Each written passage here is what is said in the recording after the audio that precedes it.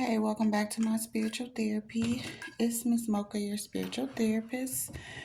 I usually be doing my Psalms Bible study, but I am starting a new study, and that is Proverbs. And so I'll be doing them both.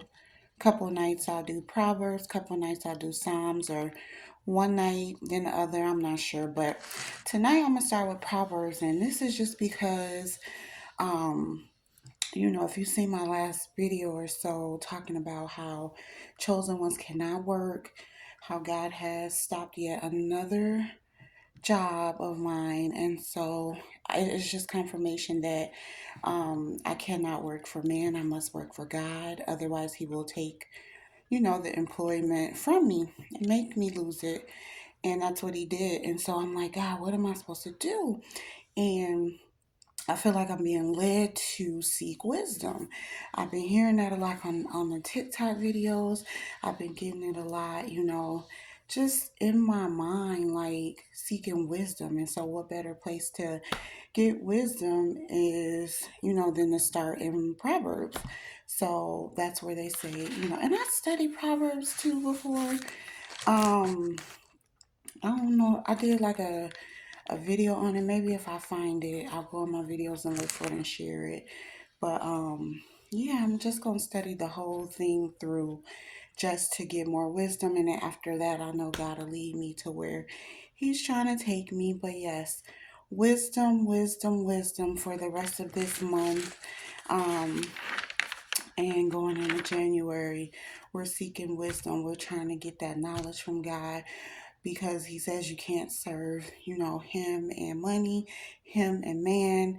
He will make you choose, and He is making me choose. And of course, I'm choosing Him, so I'm serving Him. So He says focus on wisdom instead of money or instead of worldly things, instead of man. So I'm gonna focus on getting this wisdom and this knowledge. So, reading Proverbs, I read chapters 1 through 3, and I put together this little I don't know what to call it, but I put it together with a few verses, and it's kind of like, well, I could say it's a little how to guide, but it starts off with a question. So the question is Proverbs chapter 1, verse 22, and it's saying, how long, ye simple ones, will ye love simplicity?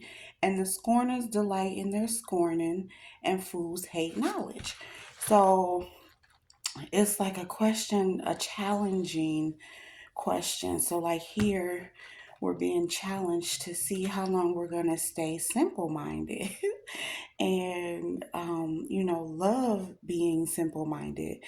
Simplicity here is not talking about the simple things in life, it's more so talking about being simple minded and lacking knowledge and wisdom. So he's like, how long are we going to be simple ones, be simple minded, or lack knowledge and wisdom?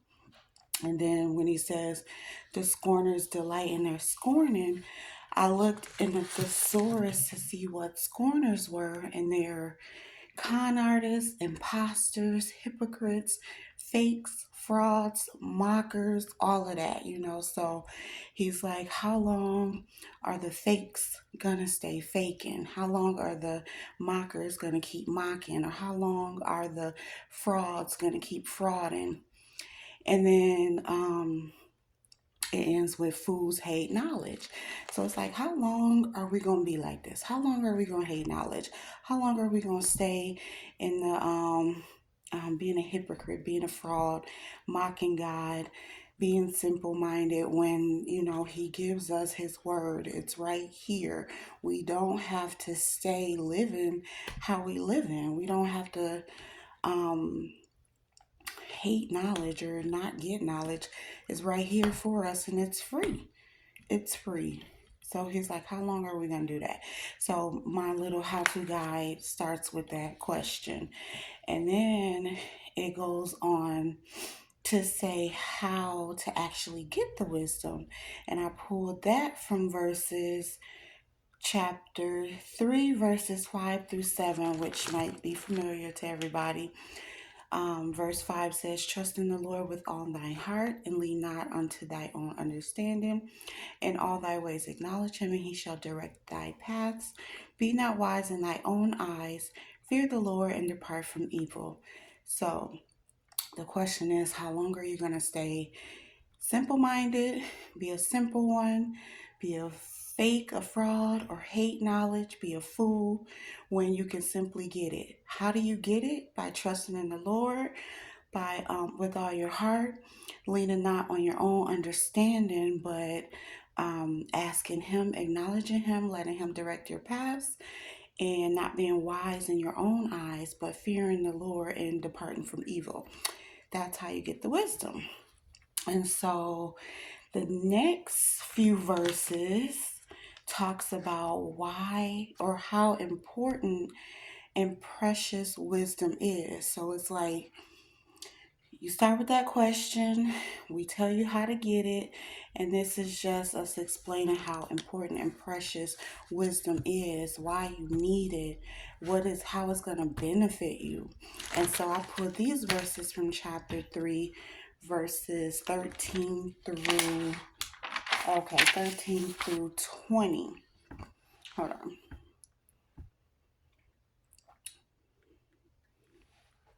Okay, so 13 says, "Happy is the man that findeth wisdom, and the man that getteth understanding." So basically, it's telling you once you get wisdom and you get understanding, you're going to be happy. You don't have to be a fraud. You don't have to be a fool. You don't have to be simple minded. And then 14 says, "For the merchandise of it is better than the merchandise of silver, and the gain thereof than fine gold. She is more precious, she being wisdom, is more precious than rubies, and all the thing that thou canst desire are not to be compared unto her. Length of days is in her right hand, and in her left hand honor, or riches and honor." So, just to stop right there and clarify, wisdom will make you happy. It is better than silver and fine gold, more precious than rubies. Um, you can't even, all of your desires can't even be compared to wisdom. Once you have it, you get, a longer life and riches and honor. And that's just 16. We only 4 verses in. And then it says, "Her ways are ways of pleasantness, and all of her paths are peace." So you'll be pleasant, you'll be at peace. "She is a tree of life to them that lay hold upon her, and happy is everyone that retaineth her. The Lord by wisdom hath founded the earth. By understanding hath he established the heavens. By his knowledge the depths are broken up, and the clouds drop down the dew." So that is how precious and important it is to have wisdom. So we have a question, and there's a step-by-step guide on how to get wisdom, and even more facts explaining how important and precious wisdom is. So there's no excuse not to have it. And I know I want it, and it's like I thought I had it, but you never can have enough wisdom and knowledge from God, So that's why I keep studying. It's one thing to just read His Word, it's another thing to actually study and actually apply it to your life so that you can live by it, so that you can see what He talks about in His Word coming true into your life, our life. So that's what I'm doing because I need to see it. I need to have the blessings that He says that I get. And the only way to get it is through wisdom and knowledge. So that is what I have for Proverbs for tonight, chapters 1 through 3. I guess this is a how-to guide. I don't know, but yes. So that's all I got. Thanks for listening.